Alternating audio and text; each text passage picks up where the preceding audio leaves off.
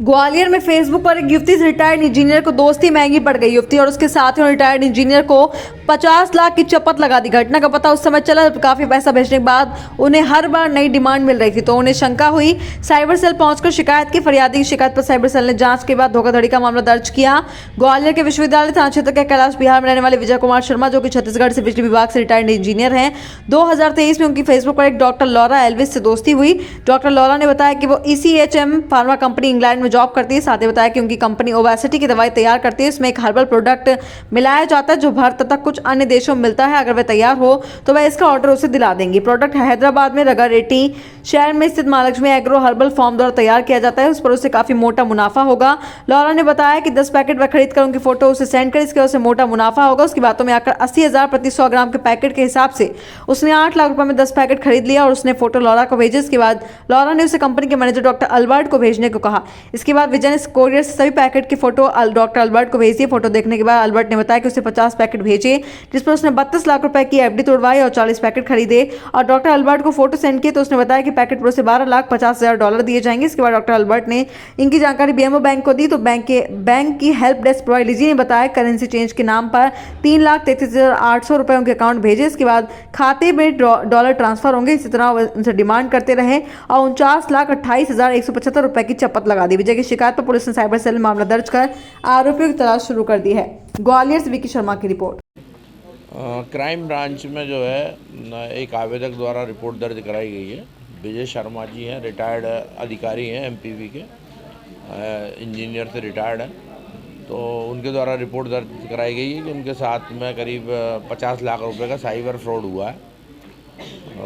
घटना का विवरण जो उन्होंने आवेदन में लिखा है उसका विवरण इस प्रकार से है कि उनको फेसबुक के माध्यम से कोई विदेशी से उनका परिचय हुआ और धीरे धीरे उनकी बातचीत हुई।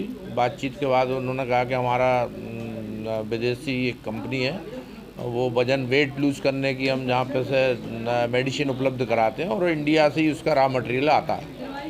और जो व्यक्ति रॉ मटेरियल भेजता था उसकी डेथ हो गई है, तो इसके कारण हमारे बिजनेस को बहुत ज़्यादा लॉस हो रहा है। तो अगर आप उपलब्ध करा दें रॉ मटेरियल तो आपसे हम बिजनेस डील कर लेंगे। तो उन्होंने विश्वास करके उनसे डील कर लिया और उन्होंने सैंपल मंगाए 8 सैंपल के। आप हमारे पास 8 सैंपल भेज दो, तो वो सैंपल हमारा आदमी आके चेक कर लेगा। अगर सैंपल पास हो गए तो हम आपको डील कर लेंगे।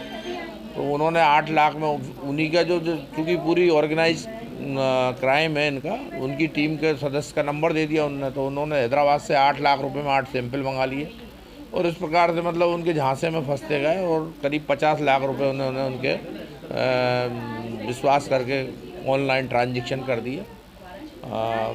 बाद में जब उन्होंने अपना पूरा तैयार करके उनको ऑर्डर दिया तो सामने वालों ने फ़ोन बंद कर दिया।